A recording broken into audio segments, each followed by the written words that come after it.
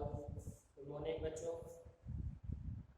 तो last class में हम लोगों ने इलेक्ट्रोलिसिस ऑफ डिफरेंट सॉल्ट के लिए स्टार्ट किया था, जिसमें हमने डिफरेंट सॉल्यूशन के लिए इलेक्ट्रोलिसिस देखा था। मतलब हमने qualitative aspect of electrolysis start किया, ठीक है। और कल में बहुत सारे बच्चों ने नेगेटिव मार्किंग करी और मतलब इतने इजी क्वेश्चन थे, 5-6 क्वेश्चन तो अपने जो अपने पास common ion case of solubility उसमें से थे, और 5-6 क्वेश्चन अपना एसिडिक और बेसिक बफर में से थे। अभी हमारे साथ एक प्रिया नाम की जो हमारे स्टूडेंट है, लास्ट मतलब एक वीक से जुड़ी है, लेकिन फिर भी उसने काफ़ी बढ़िया स्कोर किया।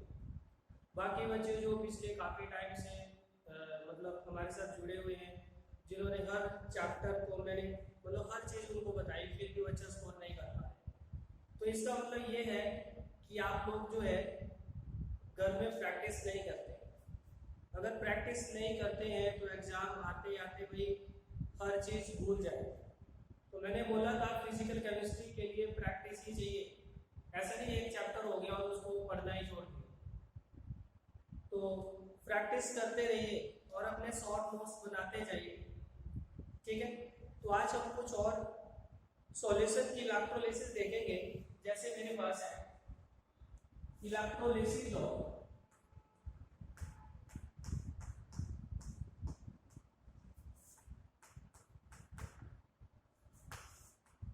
एक्वस कॉपर सल्फेट,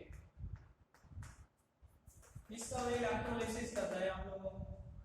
और मैंने आपको 12 एलिमेंट बताए हैं इलेक्ट्रोकेमिकल सीरीज से, उसी पे बेस्ड है अपने सारे क्वेश्चन इलेक्ट्रोलिसिस वाले। कौन कौन से थे?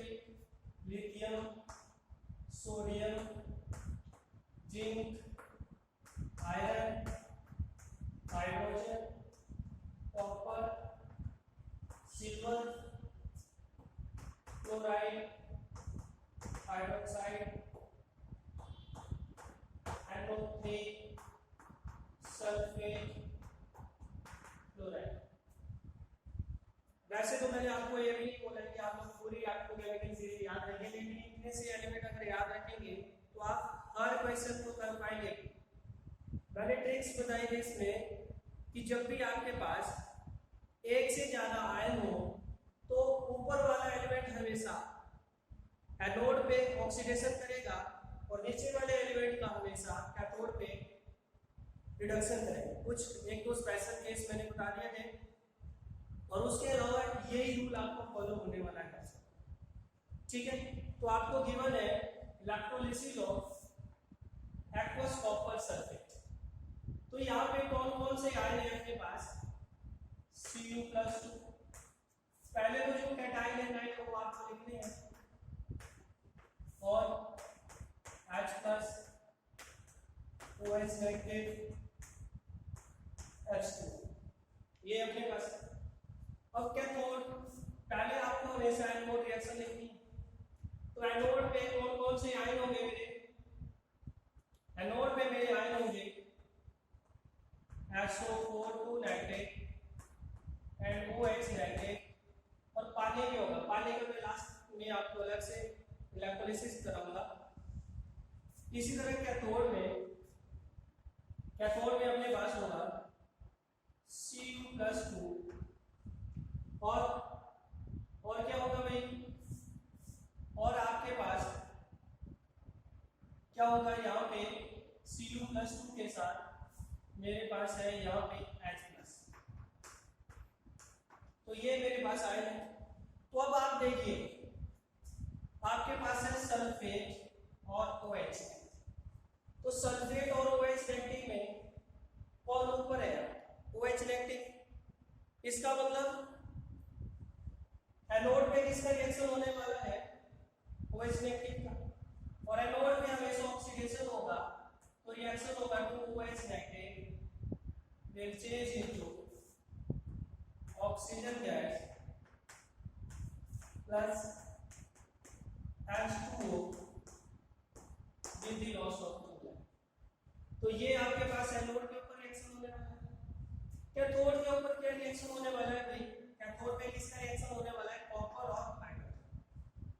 तो कैथोड में नीचे वाले एलिमेंट का रिडक्शन होगा, क्योंकि नीचे डाउन ग्रुप जाने पर एसआरपी की वैल्यू बढ़ती है, जितना ज्यादा एसआरपी उतना ज्यादा रिड्यूस होने की टेंडेंसी।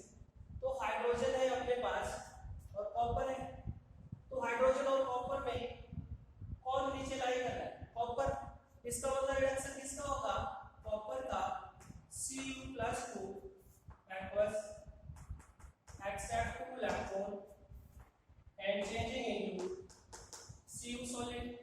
बस आपको इतना सा रिएक्शन लिखना है। अगर मैं यहाँ पे आपसे पूछूं तो सल्फेट की कंसंट्रेशन, क्या सल्फेट की कंसंट्रेशन में कोई चेंज होगा? कोई चेंज नहीं होने वाला है, क्योंकि सल्फेट कहीं भी रिएक्शन में पार्टिसिपेट नहीं करता है, तो नो चेंज।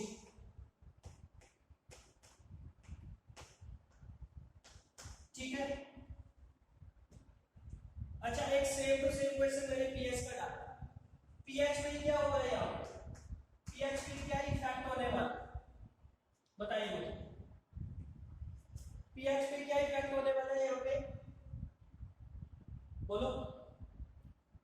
अब पता नहीं आप लोग सुनते हैं कि नहीं सुनते हैं। मैंने आप लोगों को एक चीज बताई थी कि एनोड और कैथोड का रिएक्शन देखिए, अगर उसमें दोनों पार्टिसिपेट कर रहे हैं या दोनों ही पार्टिसिपेट नहीं कर रहे हैं, तो उस केस में तो पीएच में कोई चेंज नहीं। अगर दोनों में से कोई एक पार्टिसिपेट करेगा तो पीएच में चेंज आएगा। तो अगर आप यहाँ पे देखें तो OH पार्टिसिपेट करता है, मतलब पीएच में कोई ना कोई चेंज होगा। H को पार्टिसिपेट नहीं कर रहा है और OH की कंसंट्रेशन क्या हो रही है? OH O2 में कन्वर्ट हो रहा है, तो इसका मतलब OH की कंसंट्रेशन क्या हो रही है? डिक्रीज हो रही है। और OH की कंसंट्रेशन डिक्रीज होने से पीएच क्या होगी? डिक्रीज। तो पीएच क्या होगी? डिक्रीज। बस इतनी सी चीज आपको देखनी है, कोई बड़ा फॉर्मूला तो अप्लाई नहीं करना है यहाँ पे। मैंने बताया था पीएच कब चेंज नहीं होगा? जब या तो दोनों आयन पार्टिसिपेट कर रहे हो या दोनों ही नहीं करते। अगर दोनों में से कोई एक भी एनोड और कैथोड में पार्टिसिपेट कर रहा होगा तो उस केस में आपका पीएच चेंज होगा, उस केस में पीएच चेंज होगा। ठीक है, क्लियर है?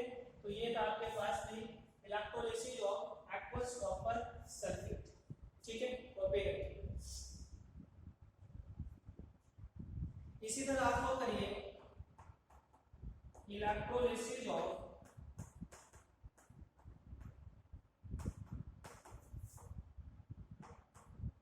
aqueous copper sulfate using silver cathode, using silver anode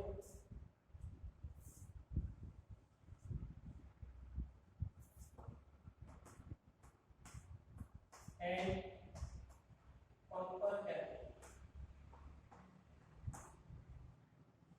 आप लोग भी एनोड किसका यूज कर रहे हैं? सिल्वर का। कैथोड किसका यूज कर रहे हैं? कॉपर का। तो करिए जल्दी से इलेक्ट्रोलिसिस।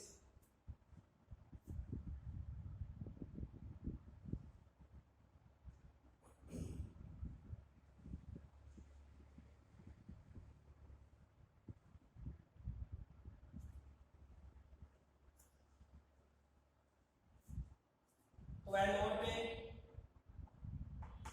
एनोड पे कौन कौन से आयन होंगे आपके पास? ऊपर लिखे पड़े कौन कौन से होंगे भाई? OH नेगेटिव, सल्फेट 2 नेगेटिव, और एक और चीज, if anode is of metal, जो चीजें बताई जाती है वो आपको ध्यान में रखनी है। मैंने बोला था if anode is of metal then that metal will always oxidize at anode irrespective of the presence of other ion। तो यहाँ पे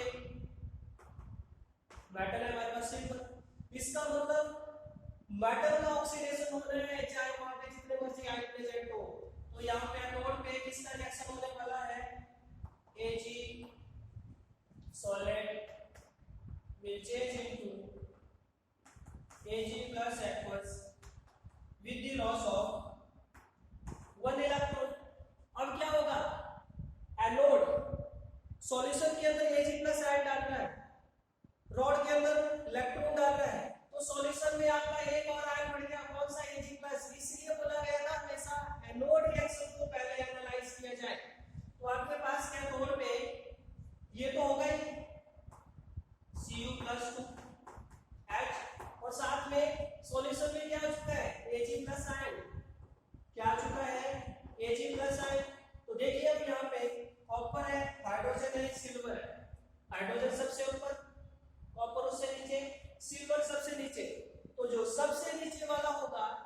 उसका रिडक्शन होगा तो सबसे नीचे कौन है मेरा सिल्वर, तो Ag प्लस aqueous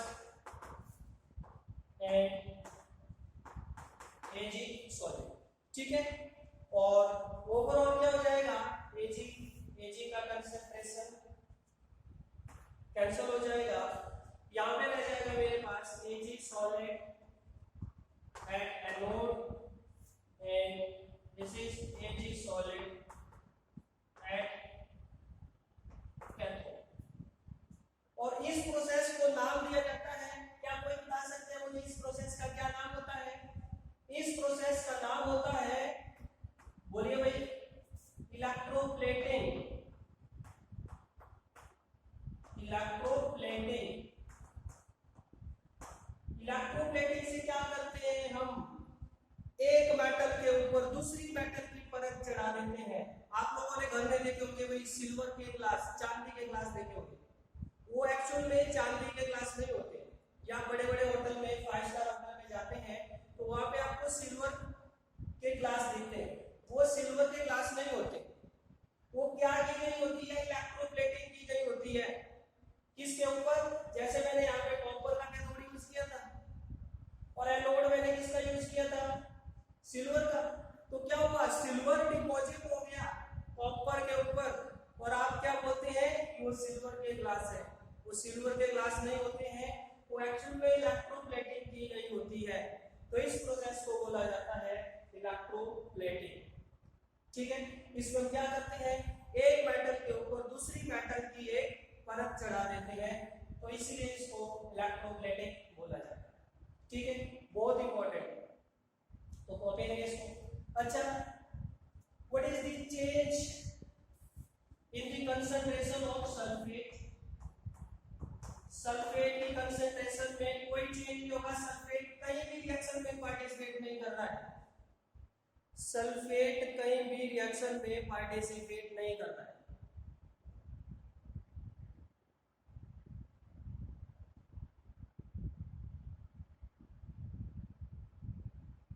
ठीक है, तो नो चेंज,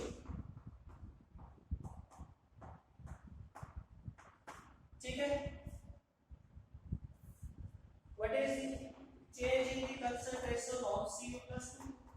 नो चेंज, क्योंकि Cu+2 भी कहीं भी रिएक्शन में पार्टिसिपेट नहीं कर रहा।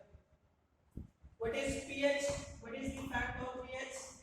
pH में भी कोई चेंज नहीं होने वाला है, ना तो आपका H+ पार्टिसिपेट कर रहा है, ना ही OH पार्टिसिपेट कर रहा है, तो there is no change in pH। इस तरह के क्वेश्चन बनेंगे यहाँ से।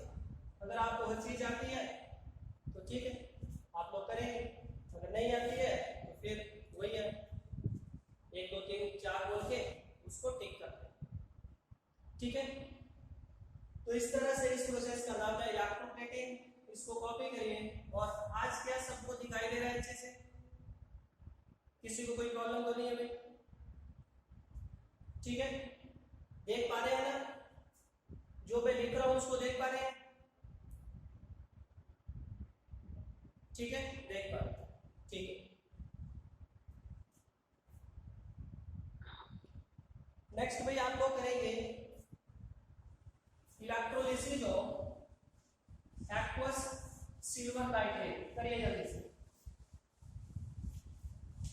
Electrolysis of aqueous silver nitrate.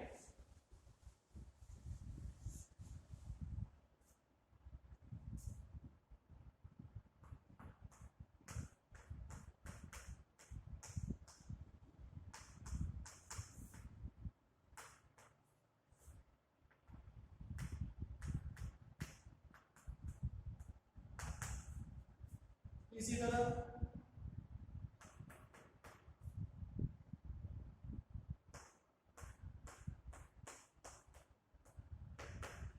करिए जल्दी से।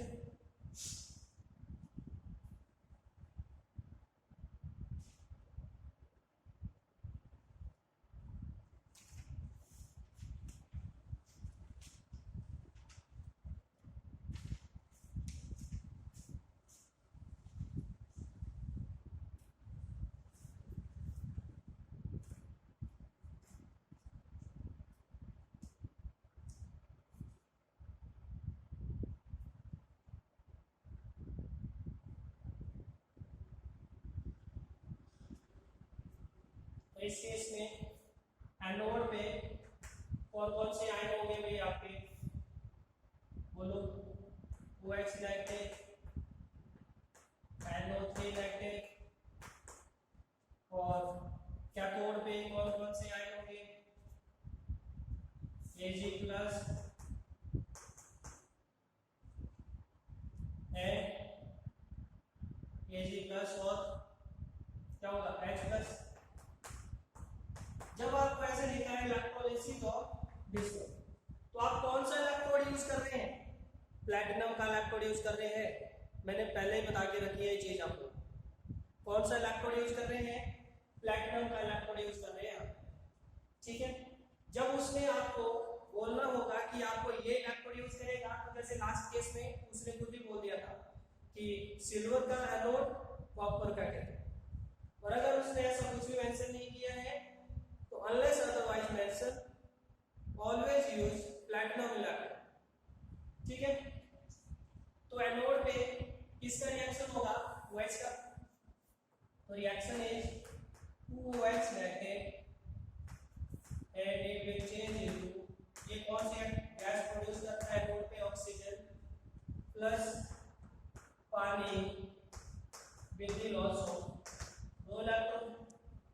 कैथोड पे किसका रिएक्शन होने वाला है, सिल्वर और हाइड्रोजन में, सिल्वर नीचे होता है तो यहाँ पे बन जाएगा आपके पास, क्या बन जाएगा, Ag plus aqueous gain 1 electron and change into Ag solid, ठीक है। अगर आपसे पूछा जाए what is the concentration of nitrate, nitrate ion does not change, क्योंकि नाइट्रेट कहीं भी पार्टिसिपेट नहीं करता, ठीक है। pH विल डिक्रीज, क्यों, क्योंकि आपका OH आयन पार्टिसिपेट कर रहा है, OH की कंसंट्रेशन डिक्रीज हो रही है, तो OH की कंसंट्रेशन डिक्रीज होने से pH भी डिक्रीज होता है। pH is directly proportional to concentration of OH ion and inversely proportional to concentration of H+ ion। तो ये सारी चीजें आपको पता होनी चाहिए। यहाँ से कोई भी थ्योरी से रिलेटेड कोई भी क्वेश्चन पूछ सकता है, ठीक है। aqueous ZnSO4, तो यहाँ पे एनोड पे कौन से आयन होंगे आपके पास, OH नेगेटिव, सल्फेट, और कैथोड पे कौन से आयन होंगे भाई, कैथोड पे आपके पास होने वाला है Zn+2 और बोलिए H+, ठीक है। तो यहाँ पे किसका ऑक्सीडेशन होगा, OH का, जो ऊपर वाला होगा, और ऊपर कौन होता है, सल्फेट नीचे होता है, OH ऊपर होता है, तो ऑक्सीडेशन किसका होने वाला है, हाइड्रोक्साइड आयन का, तो वही ऊपर वाला रिएक्शन 2OH नेगेटिव, और ये चेंज हो जाएगा half O2 gas plus H2O with the loss of 2 electron, और इधर क्या रिएक्शन होने वाला है, जिंक और हाइड्रोजन। अभी मैंने इलेक्ट्रोकेमिकल लिखी थी, जिंक और हाइड्रोजन में जिंक ऊपर होता है, हाइड्रोजन नीचे होता है, हाइड्रोजन से ऊपर 4 मेटल है, नीचे 2 मेटल है, कौन सी, कॉपर सिल्वर, उसके अलावा सभी आयन है नीचे। तो जिंक और हाइड्रोजन में हाइड्रोजन नीचे होता है, इसलिए इसका रिडक्शन होगा यहाँ पे, और रिएक्शन हो जाएगा 2H plus aqueous gain 2 electron and change into H2 gas, ठीक है। अगर मैं आपसे पूछूं सल्फेट आयन की कंसंट्रेशन में क्या चेंज आएगा, क्या चेंज आएगा, नो चेंज। अगर मैं आपसे पूछूं Zn+2 की कंसंट्रेशन में क्या चेंज आएगा, Zn+2 भी कहीं भी पार्टिसिपेट नहीं कर रहा है, तो यहाँ पे भी क्या होगा, नो चेंज। अगर मैं आपसे pH पूछूं तो pH में क्या चेंज आएगा, बताइए जल्दी से, pH में क्या चेंज आने वाला है, pH डज नॉट चेंज, क्योंकि दोनों आयन पार्टिसिपेट कर रहे हैं, ठीक है। तो pH में कोई चेंज नहीं आने वाला है, ठीक है, क्लियर है। इसी तरह ये वाला क्वेश्चन मैंने कल टेस्ट में भी डाला था, इलेक्ट्रोलिसिस ऑफ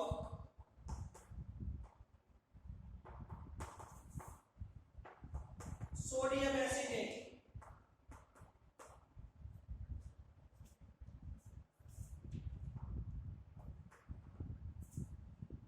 ठीक है, electrolysis of sodium acetate, aqueous sodium acetate.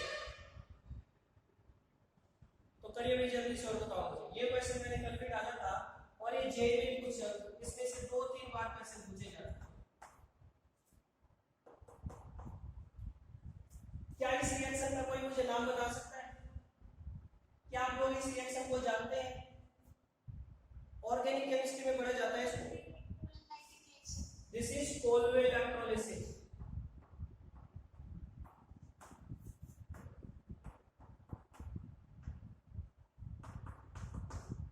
This is Colway electrolysis.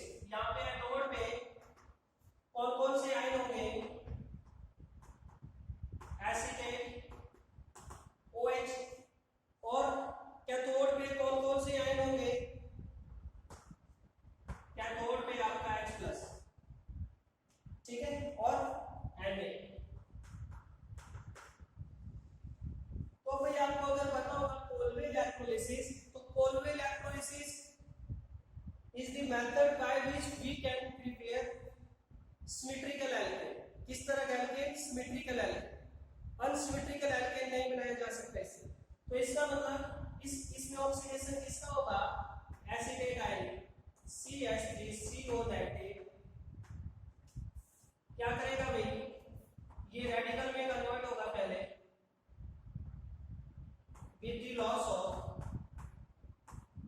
2 electron. Second step में क्या हो जाएगा? CH3CO को अब आप इलेक्ट्रोलिसिस करा रहे हैं, हीट कर रहे हैं इसको, तो क्या हो जाएगा?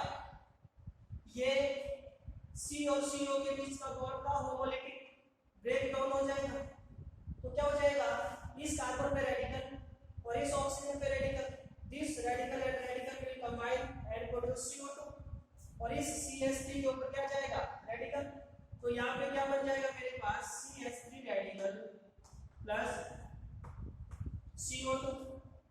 नेक्स्ट स्टेप में क्या हो जाएगा?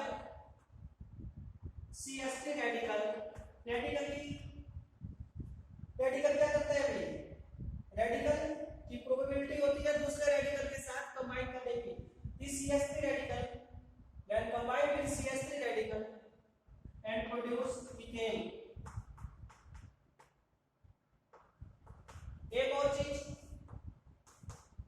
Methane can not be prepared by this method, ठीक है, मीथेन इस मेथड से नहीं बनाया जा सकता, ठीक है। तो एनोड में ये रिएक्शन हो गया, कैथोड में क्या होगा? 2H+ एक्वस 2 इलेक्ट्रॉन गेन करके H2 गैस। अब आपसे पूछा जाता था कि कितनी गैसें प्रोड्यूस हो रही है इस रिएक्शन में टोटल? तो एक CO2 गैस, और एल्केन भी हम बिंदास 5 कार्बन तक मान के चल सकते हैं कि वो गैसेज होती है, फर्स्ट 5 कार्बन, तो 2 गैस 3 गैस, तो टोटल कितनी गैसें हो रही है? Total 3 gases. अब कल इसमें जो क्वेश्चन आया था कि ratio of the gases produce at anode and cathode, तो एनोड में 2 गैसेज प्रोड्यूस हो रही है, कैथोड में 1 गैस प्रोड्यूस हो रही है, तो इसका जो रेशो होगा 2:1। और ये वाला क्वेश्चन कल वाले टेस्ट में मैंने डाला, ठीक है, क्लियर है? This is Colway electrolysis is very important. इसके ड्रॉबैक क्या क्या है कोलवे इलेक्ट्रोलिसिस में जब ऑर्गेनिक पढ़ेंगे? एक तो इससे मीथेन नहीं बनाया जा सकता, सेकेंड इससे सिमेट्रिकल एल्केन नहीं बनाए जा सकते, इवन नंबर ऑफ एल्केन, और अगर आपका ये जो हमारे यहाँ पे प्रोड्यूस हो रहा है अगर ये 3 डिग्री होगा तो एस्टर भी यहाँ पे बाय प्रोडक्ट बनता है, जो एक बार पूछा जा चुका, ठीक है, एस्टर भी यहाँ पे प्रोडक्ट बनता है। सेम क्वेश्चन मैंने एक और डाला था, सोडियम फॉर्मेट HCOONA, उसमें भी बस यही था, इलेक्ट्रोलिसिस तो आप लोगों को बता दें, फिर भी आप लोग नहीं कर पा रहे, ठीक है। नेक्स्ट है भाई अपने पास जो मैंने आपको याद रखने के लिए भी बोला था, electrolysis electrolysis of dilute H2SO4 using platinum lamp.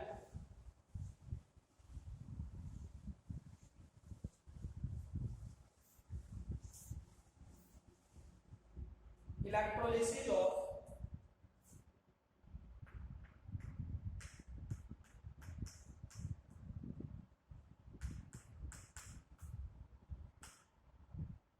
dilute H2SO4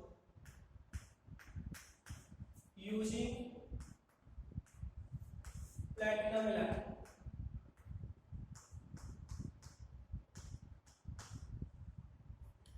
तो H2SO4 जो आपके पास H2SO4 है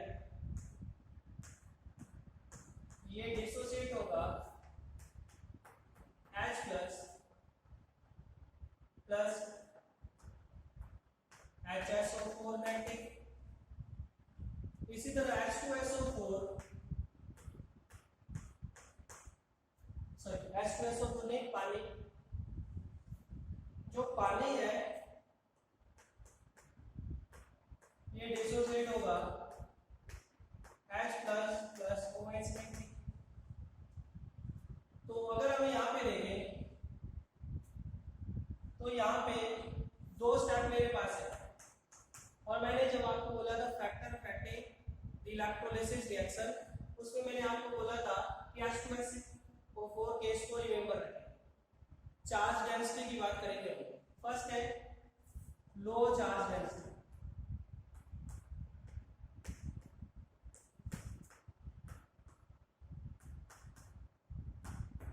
ठीक है, लो चार्ज डेंसिटी पे अगर हम देखें तो एनोड पे कौन कौन से आयन होंगे मेरे, बोलिए। OH negative and HSO4 negative. तो OH नेगेटिव और HSO4 नेगेटिव में कौन नीचे होता है, HSO4, कौन ऊपर होता है, OH। तो किसका ऑक्सीडेशन होगा, OH का। तो 2OH एंड ये कन्वर्ट होगा half O2 plus H2O with the loss of 2 electron.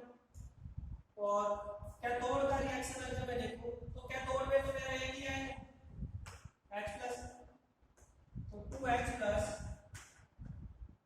aqueous gain 2 electron and change into H2। ये तो था लो चार्ज डेंसिटी की जब बात। अगर हाई चार्ज डेंसिटी की बात, हाई चार्ज डेंसिटी,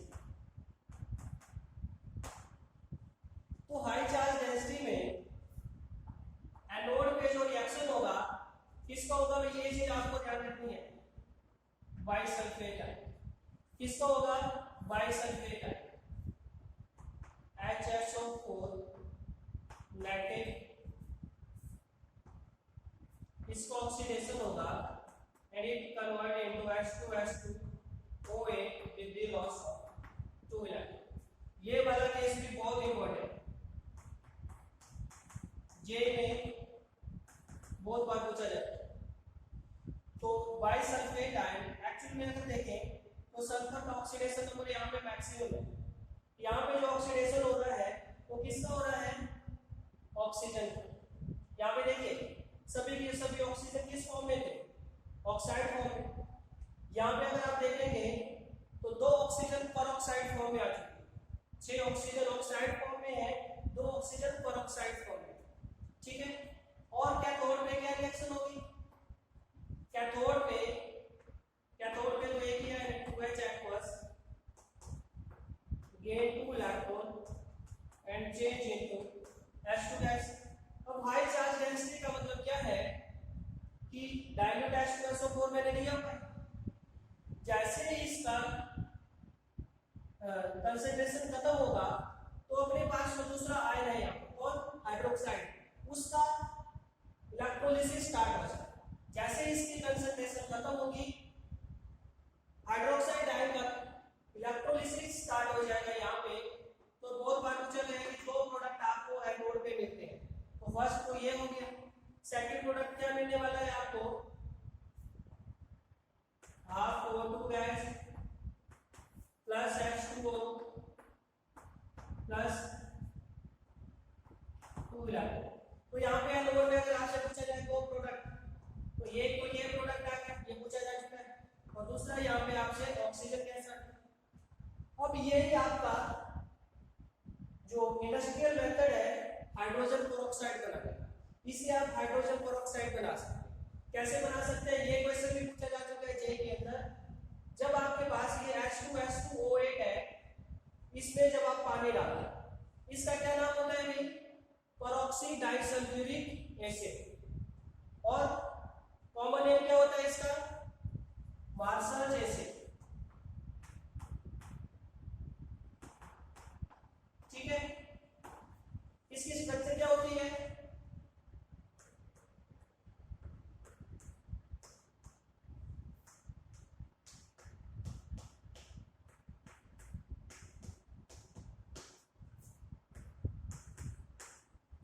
ठीक है, यहां पे पेरोक्सी लिंकेज आ चुकी है।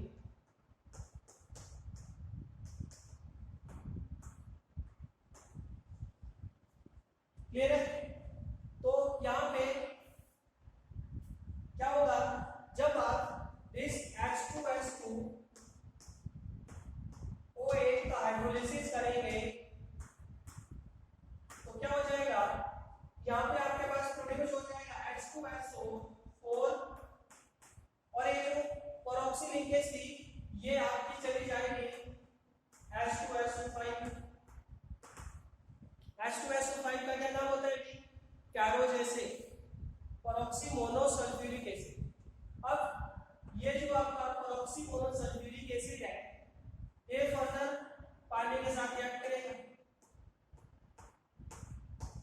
ये फर्दर पानी के साथ रिएक्ट करेगा, और यहाँ पे क्या बन जाएगा आपके पास H2SO4, ठीक है, प्लस ये जो पेरोक्सी लिंकेज थी ये पानी के साथ चली जाएगी, और क्या बन जाएगा यहाँ पे H2O2 हाइड्रोजन पेरोक्साइड। तो ये एक मेथड है आपका हाइड्रोजन पेरोक्साइड बनाने का। अगर आप लोगों ने एनसीईआरटी बुक अच्छे से पढ़ी होगी तो ये भी आपसे जेईई में पूछा जा सकता है। ठीक है, तो H2S2O8 जब पानी के साथ रिएक्ट कर रहा था, जो पेरोक्सी लिंकेज यहाँ थी वो अब इसमें चली गई, फिर इसको फर्दर आप जब पानी से रिएक्ट कर रहे थे तो वो पेरोक्सी लिंकेज अब हाइड्रोजन पेरोक्साइड में जा चुकी।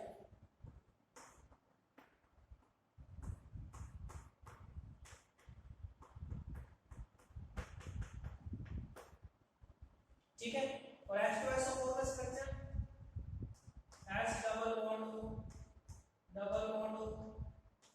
OH,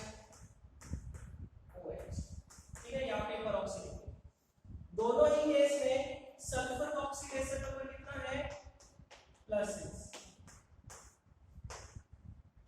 दोनों ही केस में सल्फर का ऑक्सीडेशन नंबर कितना है, +6। अगर आप कैलकुलेट करेंगे तो यहाँ पे +8 आएगा, यहाँ पे +7 आएगा। सल्फर का मैक्सिमम ऑक्सीडेशन नंबर हो सकता है +6। किसी भी एलिमेंट का मैक्सिमम ऑक्सीडेशन नंबर जितने उसके आउटर मोस्ट ऑर्बिट में इलेक्ट्रॉन होते हैं। ठीक है, तो इसको कॉपी कर लीजिए।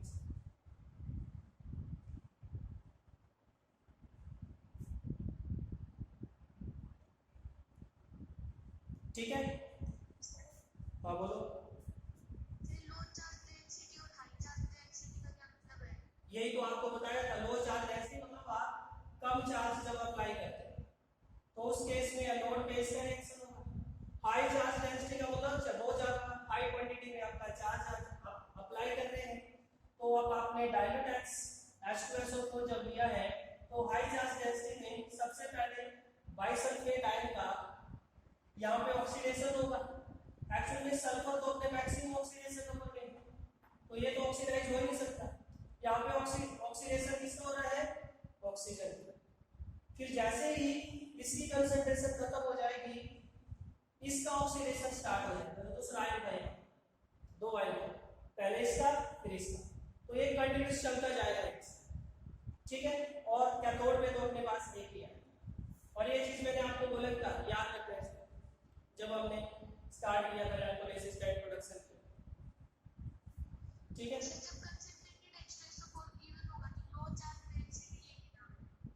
कंसंट्रेटेड तो है नहीं अपने पास, हाँ तो तब तो हाई चार्ज डेंसिटी होगी उस केस में।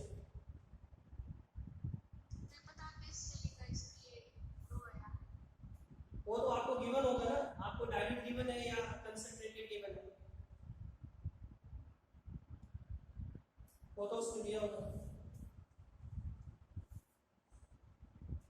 ठीक है।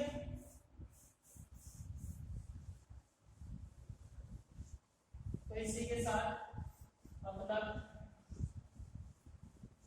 क्वालिटेटिव एस्पेक्ट खत्म होता है।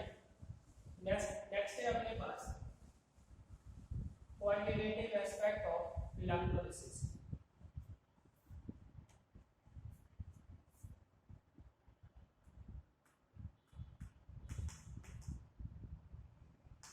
Quantitative aspect of electrolysis.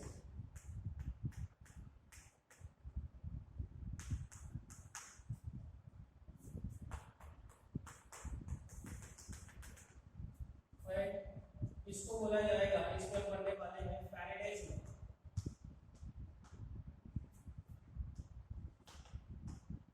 Law of electrolysis.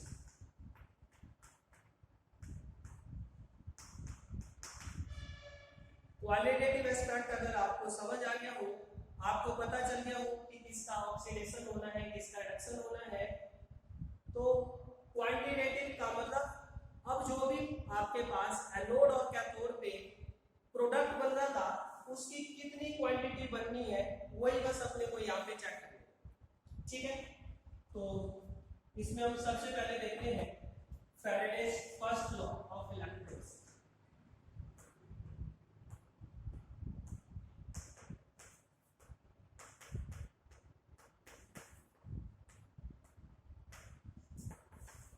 Faraday's first law of electrolysis. तो फैराडे ने क्या बोला कि जितना ज्यादा आप करंट पास कर रहे हैं उतना ही ज्यादा सब्सटेंस का अमाउंट डिपॉजिट होता जाए, ठीक है। तो इसने क्या बोला था, the amount of substance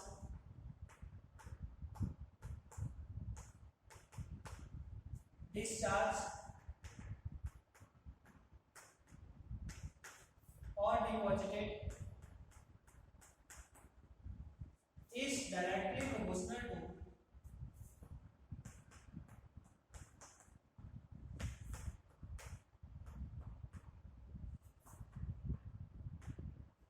to the charge passed through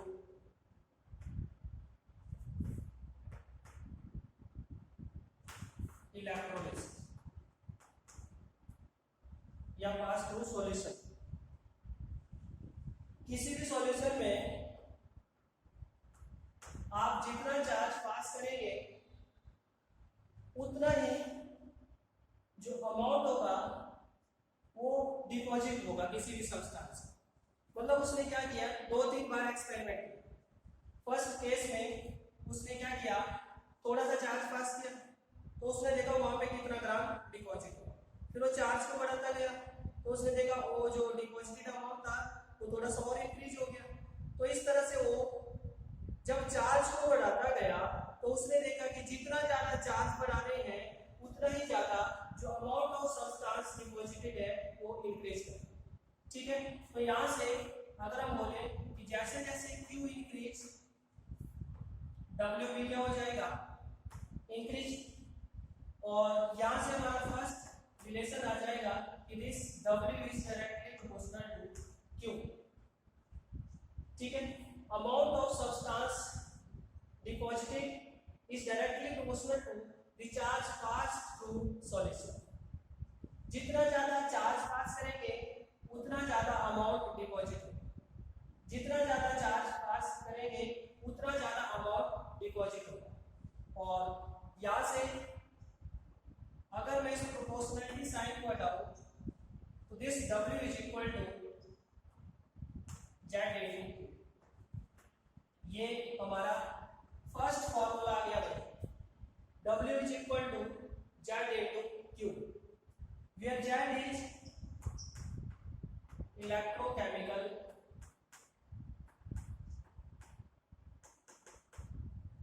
equivalent. Z क्या है? Electrochemical equivalent. ठीक है, तो ये होता क्या है जेड? मैं कुछ एक एग्जांपल के थ्रू मैं समझाने की कोशिश करूंगा आप लोगों को। पहले आप लोग इसको यहाँ तक कॉपी करिए।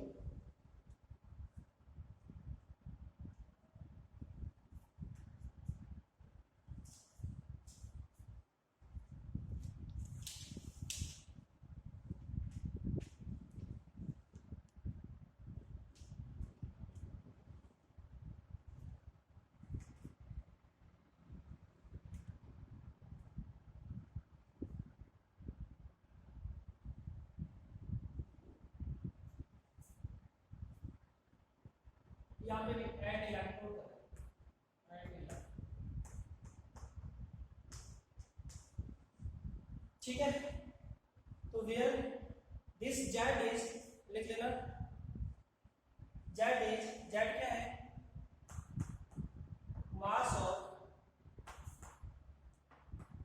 Substance deposited when 1 Faraday charge is applied, या 1 Faraday charge is passed। ये क्या है? जब आपने 1 Faraday चार्ज पास किया तो कितना अमाउंट वहां पे डिपॉजिट हो। ठीक है, तो Z is the mass of substance deposited when 1 Faraday charge is applied या सप्लाइड कर। ठीक है, जब आपने 1 Faraday चार्ज अप्लाई किया या सप्लाई किया तो कितना मास सब्सटेंस का इलेक्ट्रोड के ऊपर डिपॉजिट हो। ठीक है, क्लियर है?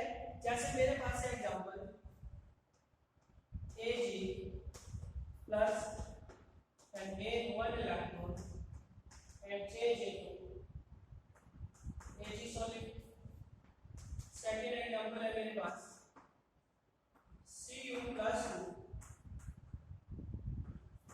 जब 2 इलेक्ट्रॉन को गेन करेगा Cu solid। थर्ड केस है मेरे पास जैसे Ai plus 3 when gain 3 electron and change into Am solid। ठीक है, तो what is the charge here? कितना चार्ज यहाँ पे, कितने इलेक्ट्रॉन है यहाँ पे? तो 1 इलेक्ट्रॉन एक्सचेंज हो रहा है यहाँ पे। तो what is the charge on 1 mole of electron? कितना होता है charge on 1 mole of electron? Number of electron in 1 mole into charge on electron. तो नंबर ऑफ इलेक्ट्रॉन इन 1 मोल हो गए 6.02 into 10 की power 23 into charge of electron कितना हो गया 1 पॉइंट कितना चार्ज होगा 1.6 into 10 की पावर -19 कूलम। जब भी आप इसको मल्टीप्लाई करेंगे तो ये आ जाएगा आपका 96500 कूलम। कितना आ जाएगा? ये मैंने आपको कराया था कूलम, या इसको हम बोलते थे 1 फैराडे। तो हमने देखा था कि 1 मोल इलेक्ट्रॉन के ऊपर 1 फैराडे चार्ज, 2 मोल इलेक्ट्रॉन के ऊपर 2 फैराडे चार्ज होगा, 3 मोल इलेक्ट्रॉन के ऊपर 3 फैराडे चार्ज। और अगर मैं इसका इक्विवेलेंट वेट फाइंड आउट करूं, क्या होता है इक्विवेलेंट वेट कैलकुलेट करने का फॉर्मूला? अभी how to calculate equivalent weight बताइए मुझे जल्दी से। इक्विवेलेंट वेट कैसे कैलकुलेट करते हैं? तो इक्विवेलेंट वेट कैलकुलेट करने का जो फॉर्मूला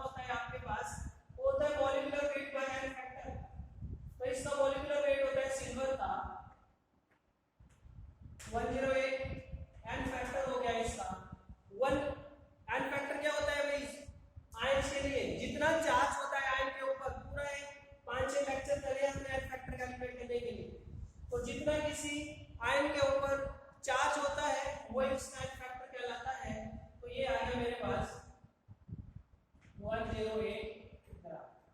तो यहाँ पे मैं क्या बोल सकता हूँ कि this 1 Faraday is equal to 108 gram. ठीक है, और यहाँ पे अगर मैं देखूं तो यहाँ पे कितना फैराडे चार्ज पास होगा, यहाँ पे 2 फैराडे चार्ज अप्लाई कर रहे हैं। कितना 2 फैराडे, 2 इलेक्ट्रॉन है, 1 मोल इलेक्ट्रॉन के ऊपर 1 फैराडे चार्ज होता है, तो 2 मोल इलेक्ट्रॉन के ऊपर 2 फैराडे चार्ज हो गया। और अपने को कैलकुलेट करना है 1 फैराडे के लिए, तो 2 फैराडे के लिए अगर हम यहाँ पे कैलकुलेट करें इक्विवेलेंट वेट, तो ये होता है 63.5 और इसका फैक्टर कितना हो गया 2, और ये आ गया मेरे अपने पास 37.5 ग्राम।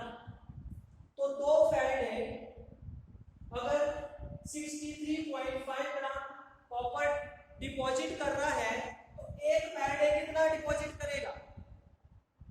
अभी अगर 2 फैराडे 63.5 ग्राम कॉपर डिपॉजिट कर रहा है, तो 1 फैराडे कितना डिपॉजिट करेगा? 37.5। तो यहाँ पे 37.5 ग्राम डिपॉजिट होगा। ठीक है, और इस केस में अगर हम देखें, तो चार्ज कितना होगा अभी 3 फैराडे। तो 3 फैराडे अगर यहाँ पे मैं देखूं 27/3 9 ग्राम। अगर 3 मोल ऑफ इलेक्ट्रॉन यहाँ पे 27 ग्राम एल्यूमिनियम डिपॉजिट करेंगे, मतलब 3 फैराडे जो है अगर 27 ग्राम यहाँ पे डिपॉजिट करेंगे, तो 1 फैराडे कितने डिपॉजिट करेगा? 1 फैराडे यहाँ पे डिपॉजिट करेगा, यहाँ पे मैं इसको 1 फैराडे यहाँ पे डिपॉजिट करेगा 9 ग्राम। 1 फैराडे कितना डिपॉजिट करेगा? 9 ग्राम। ठीक है, तो अगर आप देखें यहाँ पे, तो जब आपने 1 फैराडे, ध्यान से देखना, जब आप 1 फैराडे या 96500 कूलम चार्ज यहाँ पे पास कर रहे हैं, तो हमेशा कितना वेट यहाँ पे डिपॉजिट हो रहा है?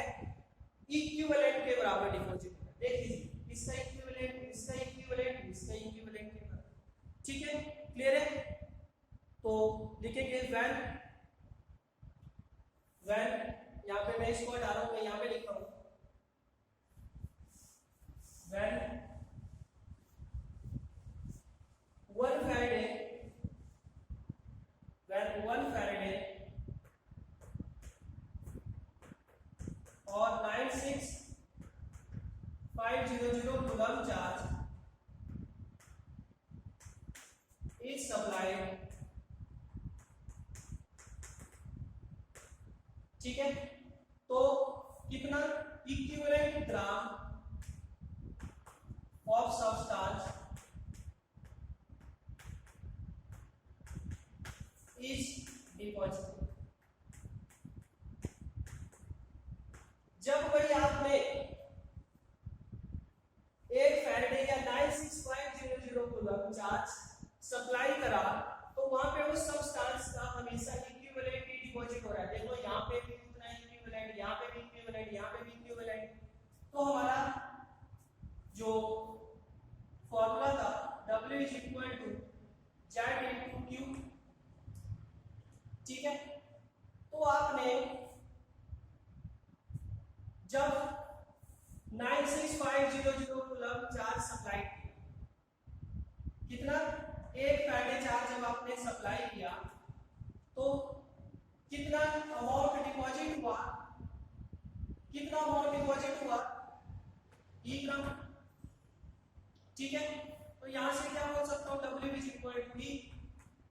W किसके बराबर हो गया? E के बराबर। तो इसका मतलब E is equal to Z into F। ठीक है, Z इंटू F। तो यहां से मेरे पास E किसके बराबर आ गया? Z into F। और Z की अगर मैं यहां से वैल्यू कैलकुलेट करूं, तो Z is equal to E over F। ठीक है। तो व्हेन 1 फैराडे और 96500 coulomb charge is supplied, always equivalent of substance is deposited. Equivalent उस सब्सटेंस का डिपॉजिट हो जाएगा, ठीक है, क्लियर है। तो कितना डिपॉजिट हुआ जब हमने कितना चार्ज पास किया, 1 फैराडे, तो जो W होगा वो किसके बराबर हो जाएगा, इक्विवेलेंट के बराबर, क्योंकि जेड को अपना कितना पास किया हमने, 1 फैराडे, ठीक है। तो यहां से मेरे पास E = Z/F और Z की वैल्यू आ गई यहां से E मतलब इक्विवेलेंट अपॉन 96500 या 1 फैराडे, ठीक है, क्लियर है। तो अब देखिए यहां से जो मेरा नेक्स्ट फॉर्मूला बनने वाला है, नेक्स्ट फॉर्मूला मेरा बनने वाला है, तो जेड की जगह आगे मेरे पास E ओवर है, तो W = सारे फॉर्मूले बहुत इंपॉर्टेंट है, ये एक नया फॉर्मूला आ गया, W = Z/Q, तो Z क्या है मेरे पास, इक्विवेलेंट ओवर फैराडे, तो W = E over F into Q। What is equivalent, equivalent rate कैसे फाइंड आउट किया जाता है, मोलर मास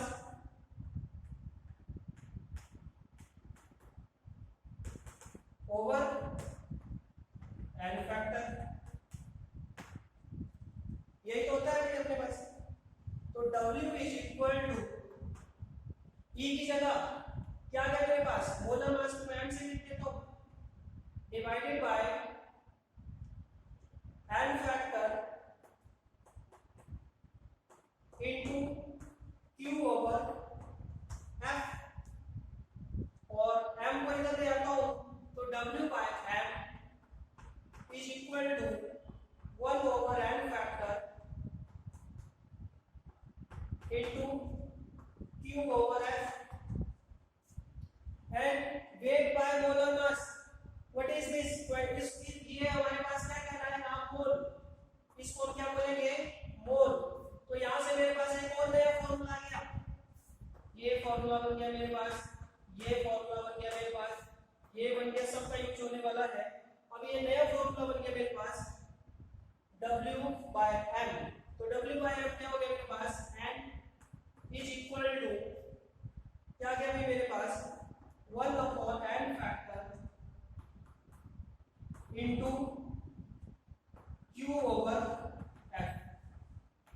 तो यहां से नंबर ऑफ मोल कैलकुलेट करने का फॉर्मूला है मेरे पास 1 upon n factor into Q into F। अब Q क्या है भाई आपके पास, चार्ज, और Q क्या होता है भाई, I into T, current into time. तो यहाँ पे अगर ये वैल्यू में यहाँ पे सब्स्टिट्यूट करूं, W = Z into Q, तो यहाँ से आ जाएगा W = Z/IT, ये बन गया मेरे पास।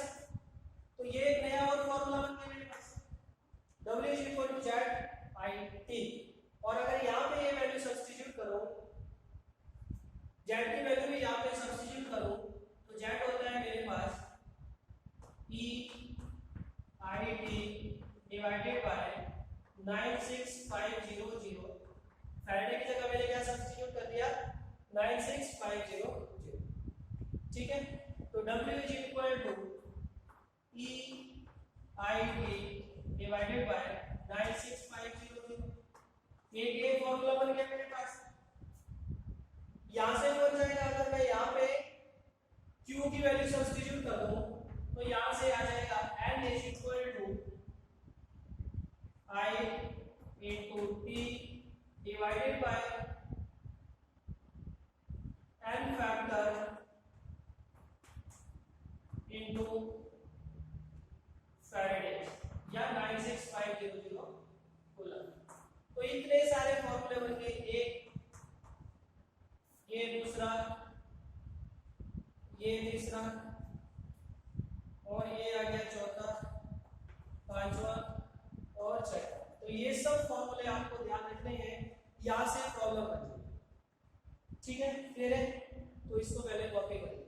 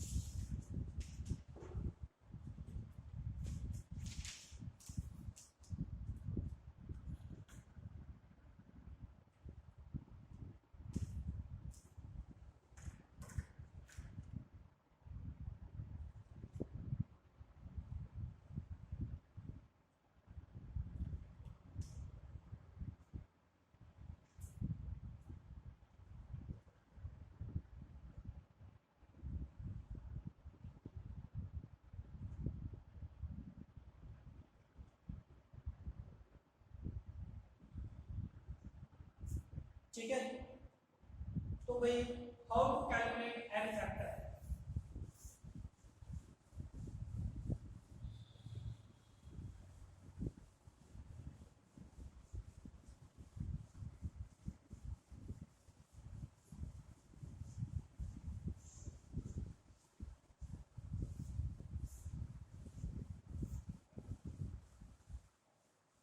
तो एन फैक्टर कैसे कैलकुलेट करते हैं अभी? तो कैलकुलेशन ऑफ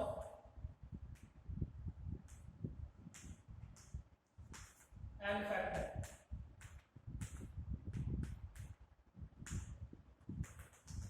एन फैक्टर भी कैलकुलेट किया हमने डॉक्स रिएक्शन में, एक बार फिर से कैलकुलेट करते हैं। तो एन फैक्टर कैलकुलेशन, अगर आपके पास है आयन, तो आयन के केस में जो एन फैक्टर हो जाता था वो क्या होता था भाई, जितना उस आयन के ऊपर चार्ज है, चार्ज और आयन। ठीक है, जैसे मेरे पास है Na प्लस, तो इसका आयन फैक्टर कितना हो जाएगा 1। इसी तरह Mg प्लस 2, 2 इलेक्ट्रॉन गेन करना है and changing into Mg solid, तो इसका आयन फैक्टर हो गया भाई अपने पास 2। इसी तरह Al plus 3 and gain 3 electron and it change into An solid, तो इसका आयन फैक्टर हो गया आपके पास 3। इसका आयन फैक्टर कितना हो गया आपके पास 3। इसी तरह जैसे HSO4 मैट्रिक and it will change into H2SO8 plus 2 electron है भी। तो इसी तरह I2 2I plus 2 इलेक्ट्रॉन। ठीक है, तो ये मेरे पास कितने रिएक्शन है यहाँ पे,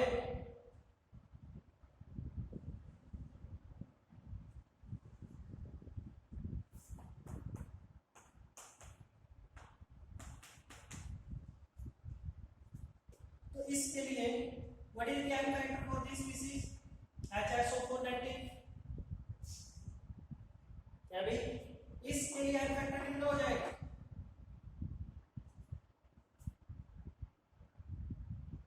इसके लिए आयन फैक्टर कितना हो जाएगा बताओ भाई जल्दी से।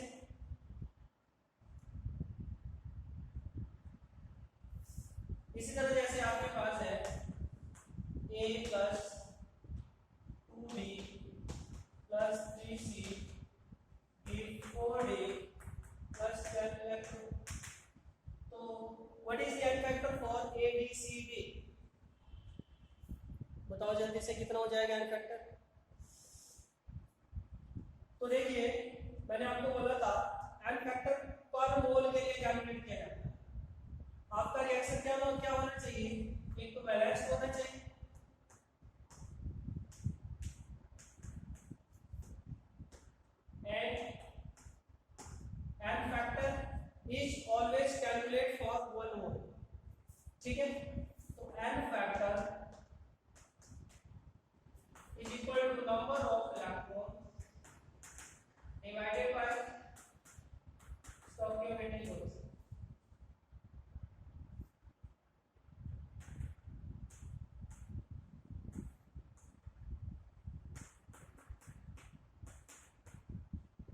तो ये आपके पास एन फैक्टर आ जाएगा यहाँ से।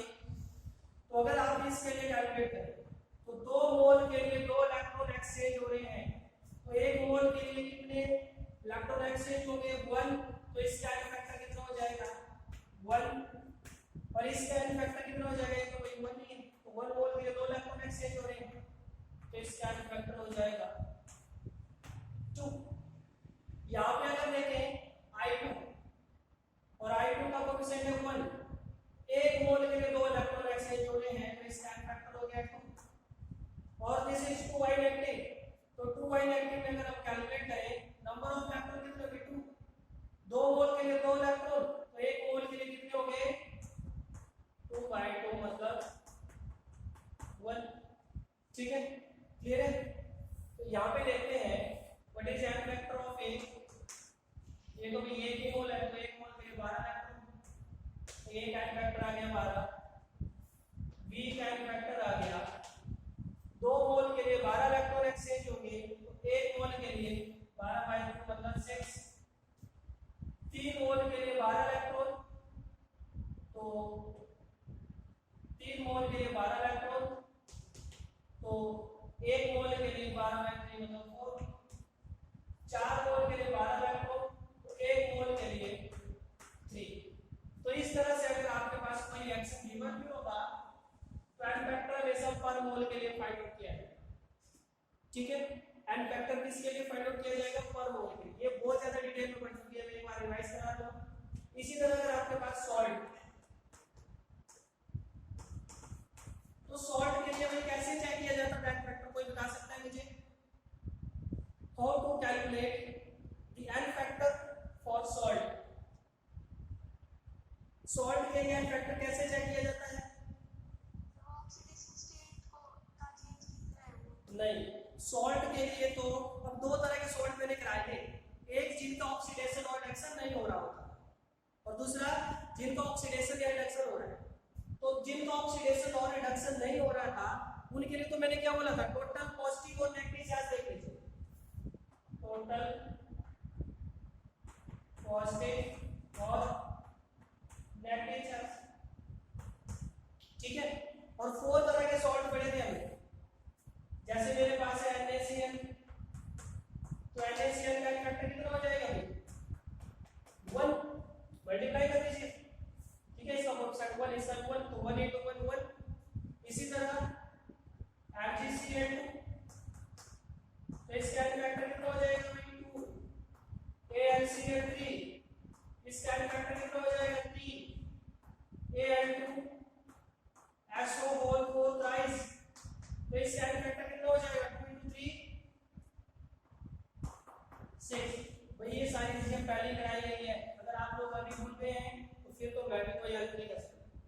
ठीक है, तो सॉल्ट के लिए जो फैक्टर होता था वो क्या होता था, जैसे मेरे पास है कोई सॉल्ट AX BY, तो इसका फैक्टर हो जाएगा X into Y, कोएफिशिएंट को मल्टीप्लाई कर दीजिए, कुछ ज्यादा डिफिकल्ट है।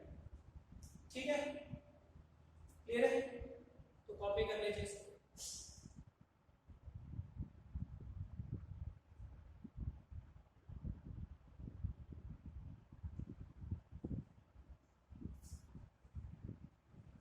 इसी तरह भाई एक और चीज यहाँ पे मैं आप लोगों को बताना चाहता हूँ, परसेंटेज एफिशिएंसी।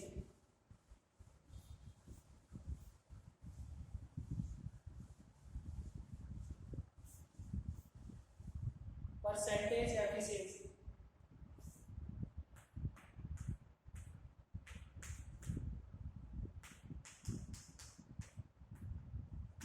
मान लीजिए इफ परसेंटेज एफिशिएंसी इज नीटा, तो क्या हो जाएगा, therefore percentage efficiency is equal to weight observe divided by theoretical weight into 100। और W ऑब्जर्व कैसे फाइंड आउट किया जाएगा, अभी तो हमने फॉर्मूला लिखा था, क्या था, E I into T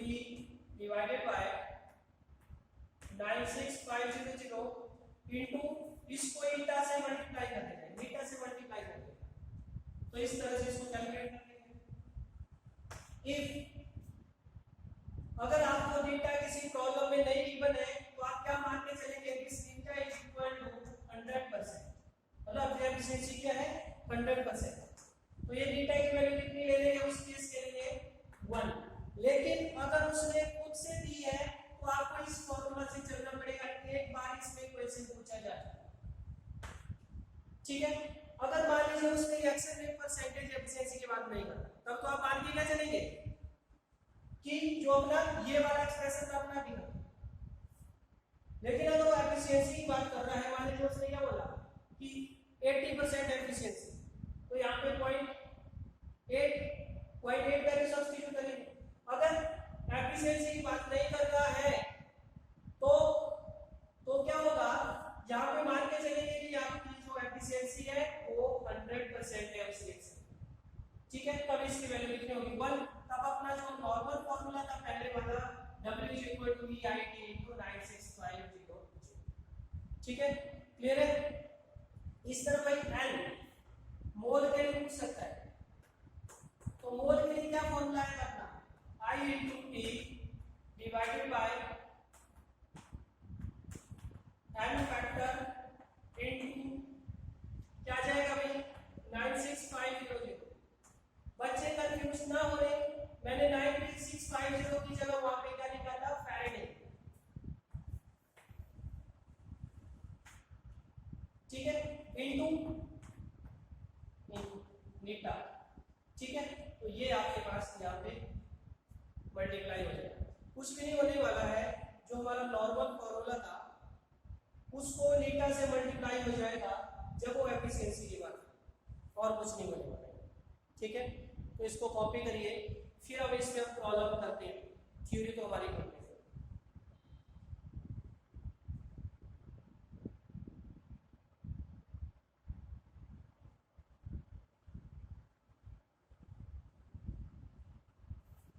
ठीक है भाई, किसी बच्चे को कोई प्रॉब्लम है तो बताओ।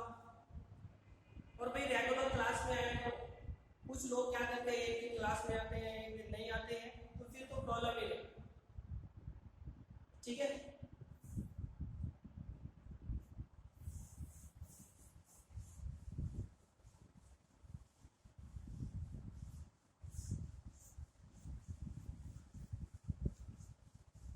जो लोग ये सोच के क्लास में नहीं आते कि सर जो है यूट्यूब पे डाल देंगे, तो अब मैं यूट्यूब पे नहीं डालूंगा, क्योंकि बहुत सारे बच्चे उधर से ही देखते रहते हैं, क्लास में तो आते ही नहीं, ठीक है। तो लिखिए, क्वेश्चन लिखते हैं, लिखिए भाई सभी।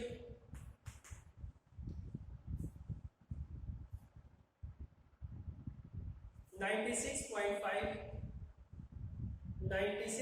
Five ampere current,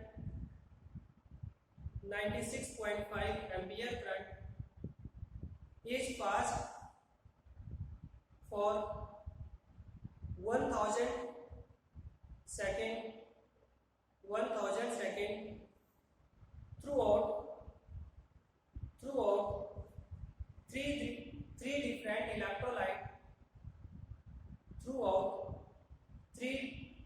different electrolyte electrolytic solution of molten NaCl, MgCl2,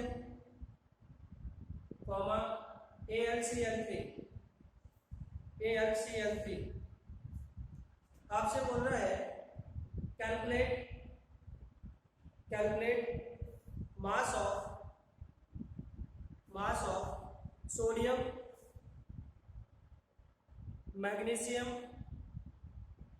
and aluminium deposited at cathode.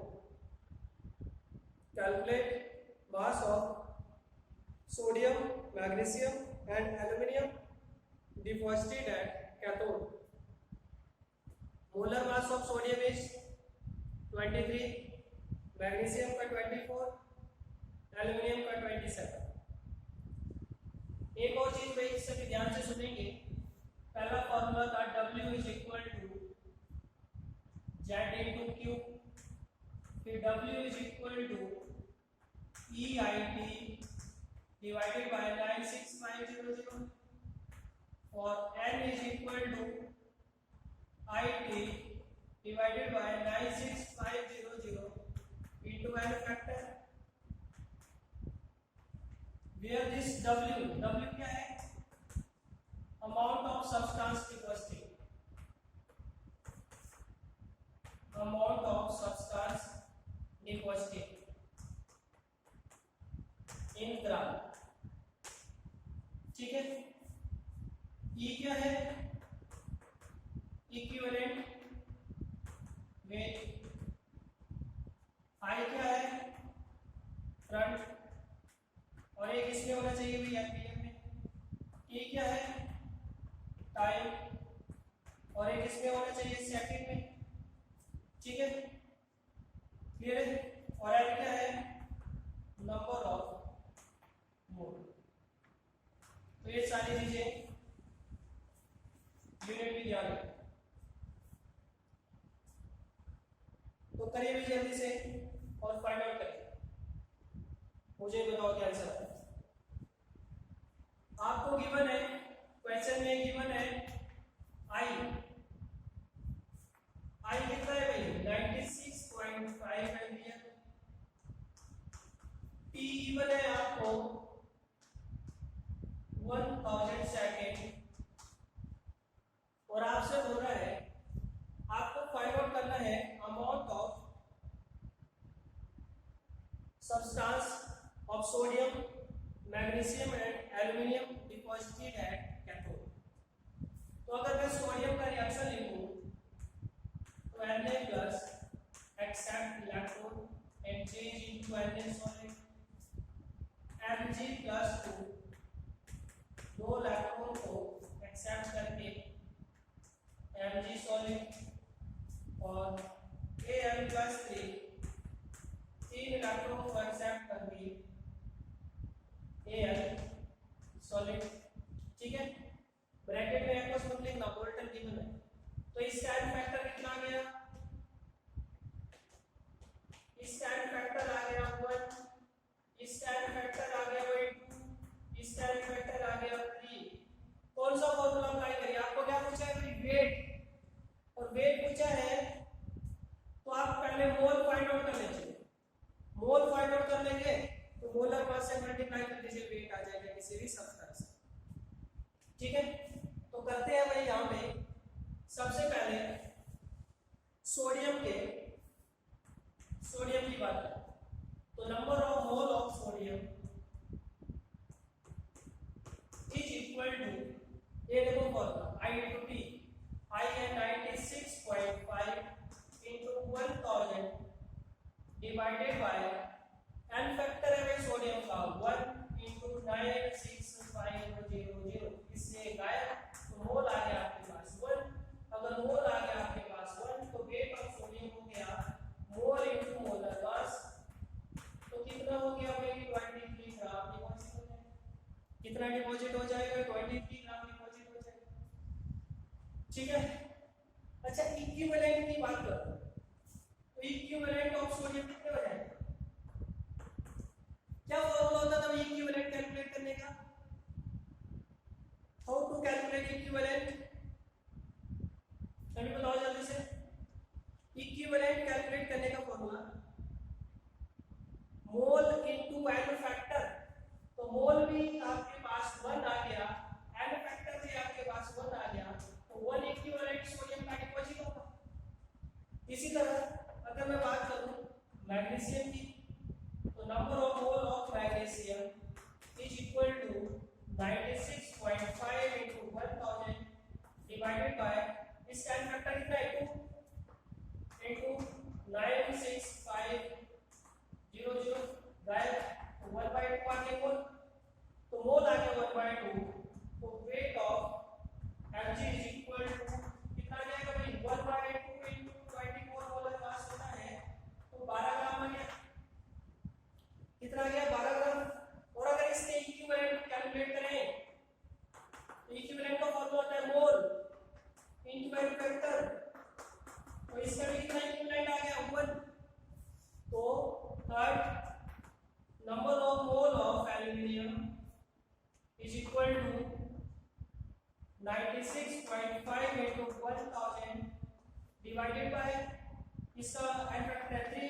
96500 इससे गायब, तो ये आ गया 1/3। तो वेट ऑफ एल्यूमिनियम आ गया मेरे पास 1/3 into 27 मतलब 9 ग्राम, 9 ग्राम आ गया। तो इसका इक्विवेलेंट कितना आ जाएगा?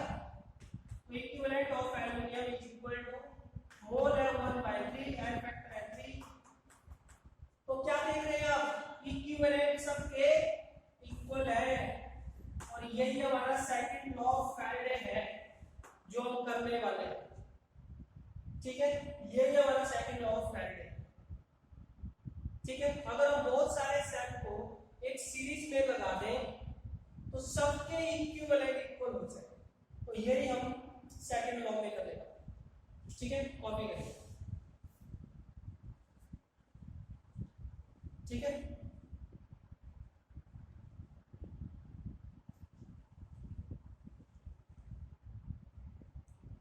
ठीक है, तो करो जल्दी से कॉपी।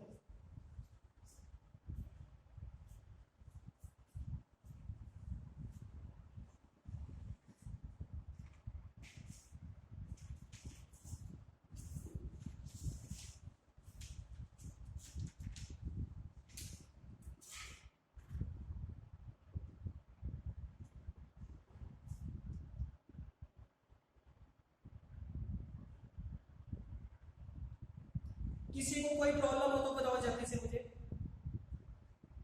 अभी किसी को कोई प्रॉब्लम है? कुछ तो बोलो, सो गए क्या?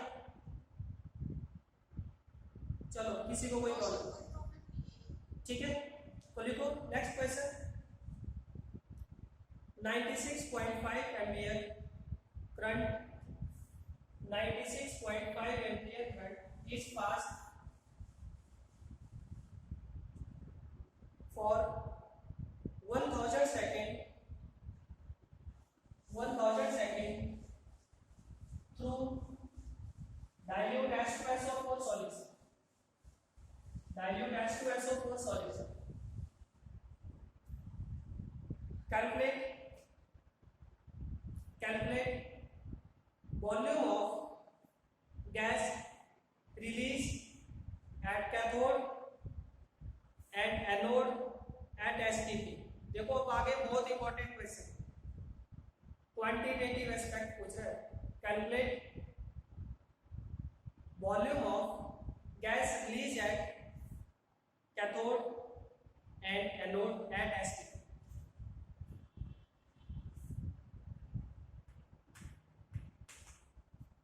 क्या क्या गिवन है? I गिवन है 96.5 एम्पियर और T गिवन है 1000 सेकंड। ठीक है, क्लियर है भाई? बहुत इजी है भाई, आप सीधा फॉर्मूला पुट करेंगे। मैंने जो 5-6 फॉर्मूला बताए हैं ना, अगर वो आपको आते हैं या तो फिर डिराइव कर लीजिए, 1 मिनट लगेगा। तो भाई आपको गिवन है डाइल्यूट H2SO4। क्या गिवन है? Dilute H2SO4। अगर आप लोगों को क्वालिटेटिव एस्पेक्ट समझ आ गया है तो आपका क्वेश्चन विद इन 10 सेकंड हो जाएगा। तो डाइल्यूट H2SO4, तो एनोड पे कौन कौन से आयन होंगे? बोलो भाई मेरे पास कौन कौन से आयन होंगे? OH नेगेटिव, SO4 2 नेगेटिव, यही होंगे भाई। और कैथोड पे कौन कौन से आयन होंगे? कैथोड पे तो वही आपका H होगा, सिर्फ और सिर्फ H होगा। तो आपसे क्या बोल रहा है? जो भी गैसेस एनोड और कैथोड पे रिलीज हो रही है उनका वॉल्यूम आपको STP पे फाइंड आउट करना है। ठीक है, मेरे सबको तो किसका रिएक्शन होगा कैथोड पे? OH और सल्फेट में। सल्फेट का तो वैसे भी हो सकता है ऑक्सीडेशन, क्योंकि अपने मैक्सिमम ऑक्सीडेशन नंबर में पहले ही बैठा हुआ है, इससे ज्यादा अपने ऑक्सीडेशन नंबर को एक्सटेंड नहीं कर सकते।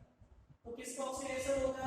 नहीं तो मैंने जो 12 एलिमेंट बताए हैं उसमें ऊपर वाले एलिमेंट का ऑक्सीडेशन होता है, नीचे वाले का रिडक्शन होता है। OH ऊपर होता है, SO4 नीचे होता है। तो किसका ऑक्सीडेशन होगा? OH negative will change into R4 plus H2O plus 2 electron. ये आपके पास आ गया भाई।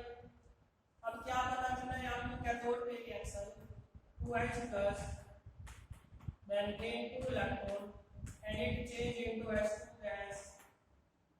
ये आ गया भाई आप लोगों के पास।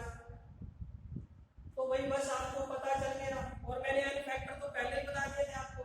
What is the n factor of H2? बताओ भाई मुझे जल्दी से, बोलो भाई जल्दी से। मैंने आपको 3 गैसेस बताई थी, H2, O2, Cl। H2 का फैक्टर बोला था मैंने 2, O2 का बोला था मैंने 4 और Cl का बोला था मैंने 2। ठीक है, तो अब भाई अब यहां से देख सकते हैं हाफ O2 अगर 2 इलेक्ट्रॉन का एक्सचेंज कर रहा है तो 1 मोल 4 इलेक्ट्रॉन का एक्सचेंज करेगा, तो n फैक्टर ऑफ O2 कितना हो गया आपके पास 7। और यहाँ पे तो H2 एक ही मोल है, 2 इलेक्ट्रॉन का एक्सचेंज हो रहा है, तो n फैक्टर ऑफ H2 हो गया कितना हो गया भाई 2। और मैंने पहले ही बताया था कि 3 ही गैसेस मिलेगी आपको, तो n फैक्टर तो पता होना चाहिए सबको। तो अब तो वही फॉर्मूला लगा लो, number of mole of H2, और H2 क्या है मेरा कैथोड प्रोडक्ट, तो number of mole of H2 आई है मेरे पास 96.5 into 1000 divided by n factor आ गया भाई अपने पास 2 into 96500, इससे एक है तो मोल आ गए भाई हाफ। अब वॉल्यूम एट एसटीपी का फॉर्मूला क्या होता है भाई, mole is equal to volume at STP divided by 22.4 litre. मैंने क्या बोला था, 1 mole of any gas at STP will always occupy 22.4 liter of volume। ठीक है, एक मोल गैस 22.4 लीटर वॉल्यूम एसटीपी की ऑक्यूपाई करेगी। मोल पता चल गया तो मल्टीप्लाई कर दीजिए 22.4 से, वॉल्यूम एट एसटीपी आ जाएगा। तो देयरफॉर वॉल्यूम ऑफ हाइड्रोजन, और हाइड्रोजन कौन सी गैस है अपनी कैथोड वाली, हाइड्रोजन कहां पे प्रोड्यूस हो रही है कैथोड पे, तो volume of H2 is equal to 1/2 into 22.4, और ये आ गया भाई अपना 11.2 लीटर। किसी को कोई कंफ्यूजन हो तो बताओ। इसी तरह number of mole of O2, chemistry में किसी भी माइक्रोस्कोपिक कैलकुलेशन, माइक्रोस्कोपिक पार्टिकल की कैलकुलेशन का रास्ता मोल से होके जाता है, तो ये चीज आपको ध्यान रखनी है।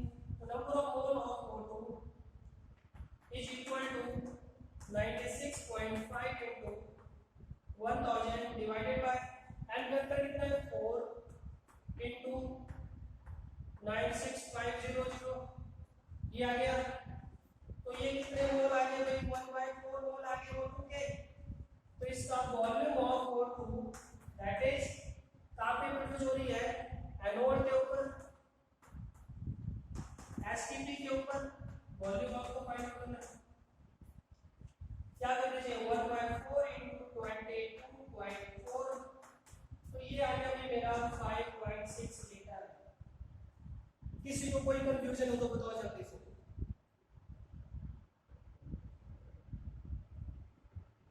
क्लियर है सबको,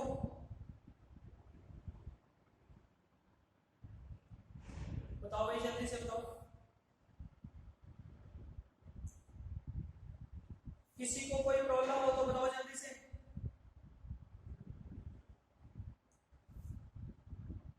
किसी को कोई प्रॉब्लम हो, ठीक है, चलो फिर नेक्स्ट क्वेश्चन देखो।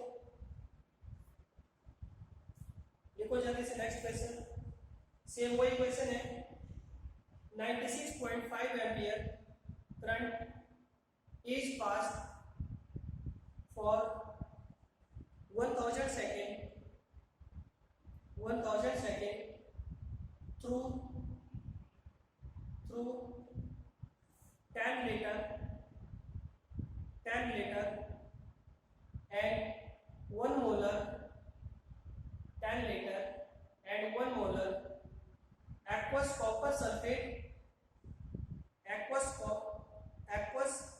copper sulfate using platinum electrode using platinum electrode,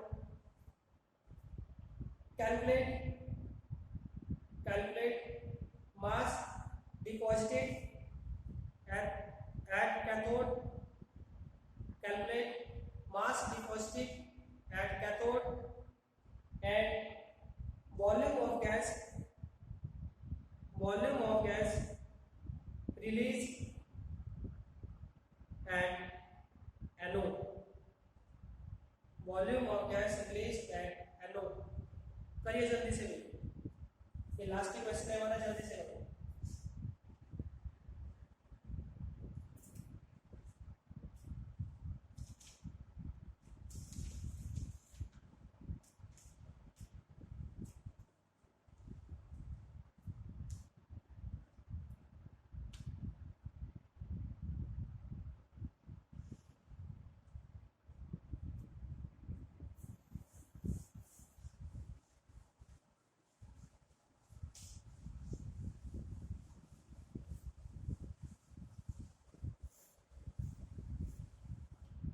भाई हमने 96.5 एम्पियर करंट पास किया।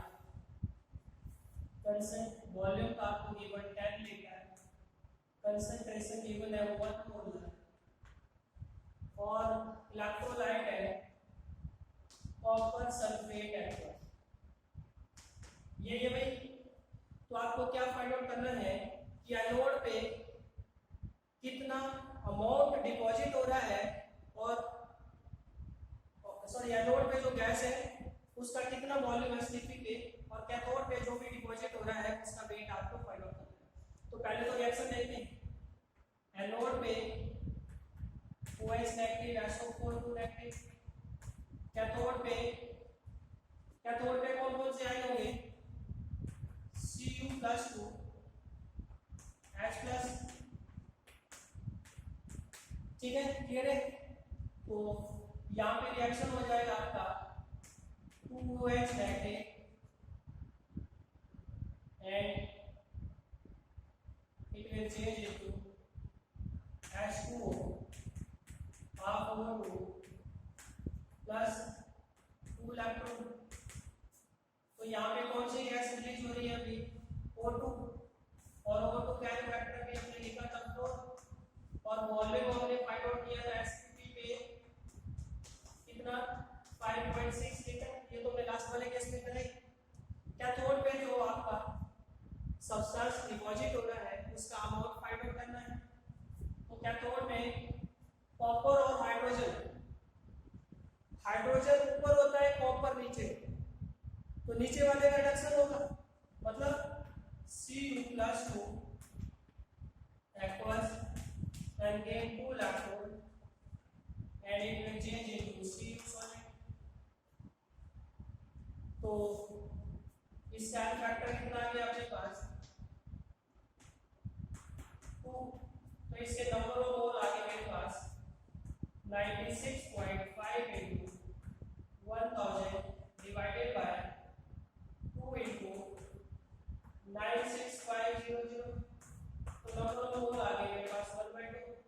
तो therefore weight of copper deposit at cathode is equal to mole into molar mass 63.5, this is 37, कितना आ गया ये 2 3, कितना आ गया ये आ गया आपके पास 6 and 31.7 ग्राम, ठीक है। तो इतना अमाउंट डिपॉजिट होगा कैथोड के, ठीक है। इसका सेकंड क्वेश्चन लिखेंगे Cu+2 consumed from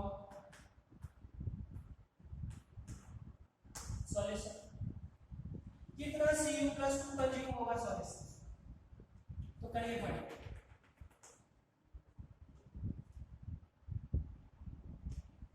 How much Cu+2 will consume from solution?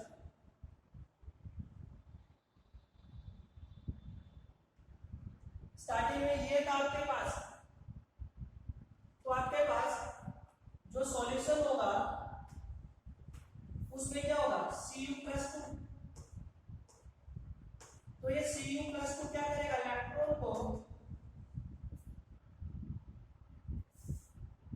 Electron को गेन करके रॉड के अंदर किसको डिपॉजिट करेगा, कॉपर को।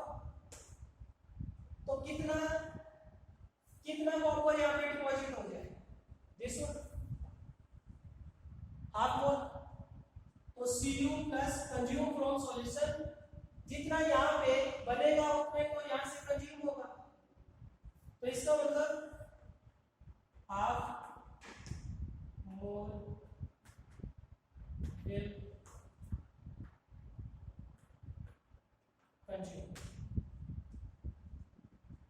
ठीक है, इसका सेकंड या थर्ड पार्ट है concentration of Cu plus 2 remaining in the solution। concentration of Cu plus 2 remaining in the solution। periodic find out है। इस तरह के क्वेश्चन बहुत ज्यादा इंपॉर्टेंट क्वेश्चन है, ये पूछा जाता है Cu plus 2 का कितना कंसंट्रेशन अभी भी सॉल्यूशन में बचा हुआ है।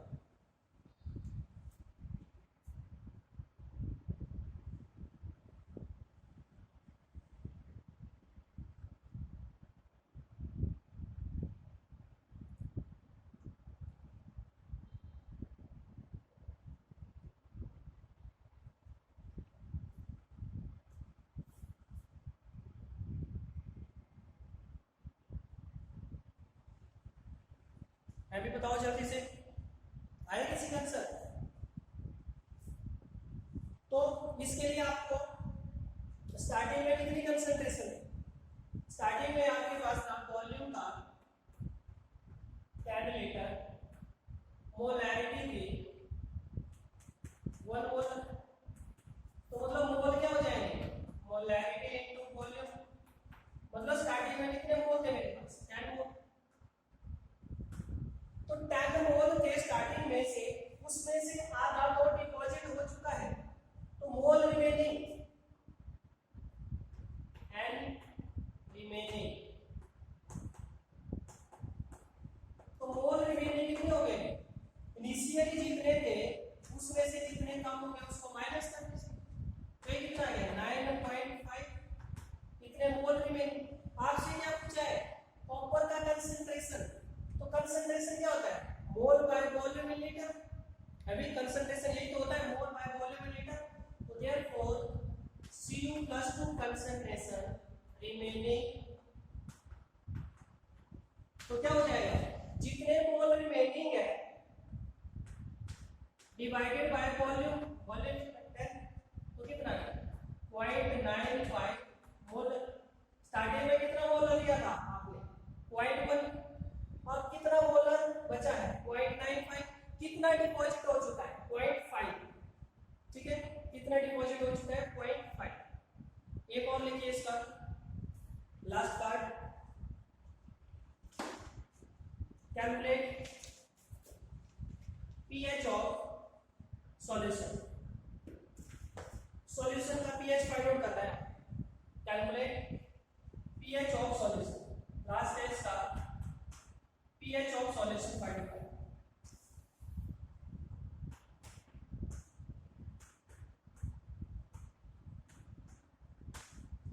pH of solution। तो सॉल्यूशन का pH कैसे फाइंड करेंगे, pH के लिए आपको क्या पता होना चाहिए, H+ या OH नेगेटिव का कंसंट्रेशन। अब देखिए एनोड के ऊपर मैंने यहाँ पे हाइड्रोक्साइड का ऑक्सीडेशन कराया, मैं यहाँ पे वाटर का भी करा सकता और वही रिएक्शन मैं यहाँ पे लिखता हूँ। तो एनोड के ऊपर उस रिएक्शन से जब जाओगे तो भी वही चीज है। तो एनोड के ऊपर मान लीजिए मेरे पास है पानी, और पानी का हो जाएगा ऑक्सीडेशन।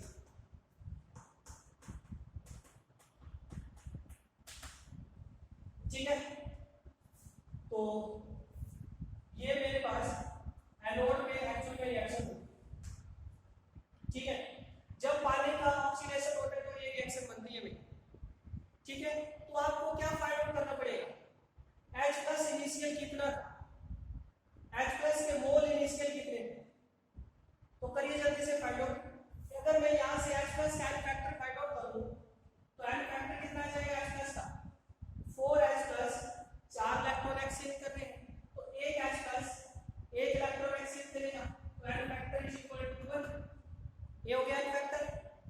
आपके पास number of mole of H plus initial कितने थे 96.5 into 1000 divided by 1 into 9650 ये था। तो इनिशियल कितने मोल थे आपके H प्लस के 1। ठीक है, इनिशियल कितने मोल थे आपके H प्लस के 1। तो H प्लस के आपके पास मोल अगर आ गए मोल ऑफ H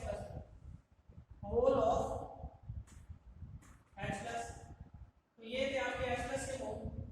तो इसका मतलब इसकी कंसंट्रेशन कितनी थी, तो therefore concentration of H plus, concentration क्या होता है मोल बाय वॉल्यूम। मोल आ गए मेरे पास 1, वॉल्यूम कितना है 10 litre is equal to 0.1, therefore pH is equal to 1। pH कितना आ गया भाई 1। ठीक है, ये फिर से एक बार सभी सुनेंगे। तो अगर आप एन फैक्टर यहाँ पे देखो pH के लिए आपको पता होना चाहिए H प्लस या OH का कंसंट्रेशन। ये मेरा रिएक्शन हो रहा है नोट में। तो अगर 4 H प्लस 4 इलेक्ट्रॉन एक्सचेंज करते हैं तो एन फैक्टर पर मोल के लिए कैलकुलेट किया जाता है। तो एक H प्लस एक इलेक्ट्रॉन एक्सचेंज करेगा मतलब इसका एन फैक्टर आ गया 1। और अपना नंबर ऑफ मोल कैलकुलेट करने का फार्मूला यही है I into T divided by I factor into 96500। Value substitute करिए। इनिशियल मोल थे मेरे पास 1, कंसंट्रेशन कितनी आ गई, कंसंट्रेशन का फार्मूला क्या होता है C is equal to L over V in litre. Concentration nothing but molarity. ठीक है, तो ये आ गया मेरे पास यहाँ पे तो 1/10 वॉल्यूम 10। तो 0.1 आ गई कंसंट्रेशन। तो H प्लस का कंसंट्रेशन पता चल गया तो pH आ गई मेरे पास 1। ठीक है, क्लियर है। अगर H2O का ऑक्सीडेशन हो तो ये रिएक्शन होता है, और अगर H2O का रिडक्शन हो तो मैं यहाँ पे लिख रहा हूँ ये रिएक्शन भी आपको क्या है। अगर H2O पानी का ऑक्सीडेशन हो तो ये रिएक्शन आपको मिलेगा O2 plus 4H plus 4 electron. और जब इसका रिडक्शन हो तो H2O 2 इलेक्ट्रॉन गेन करके H2 प्लस 2OH। तो ये दोनों रिएक्शन भी आपको याद रखनी है। मैंने आपको बोला था अगर आप अपनी एनसीईआरटी में देखें तो पानी आपको 2 जगह मिलेगा। जब इसका ऑक्सीडेशन हो रहा हो तो ये रिएक्शन आपको देखने को मिलेगा, जब इसका रिडक्शन हो रहा हो तो ये रिएक्शन आपको देखने को मिलेगा। ठीक है, क्लियर है सबको। तो आज हम इसको यहीं पे स्टॉप करते हैं। कल हम इसमें कुछ और क्वेश्चन देखेंगे। सेकंड लॉ हम स्टार्ट करेंगे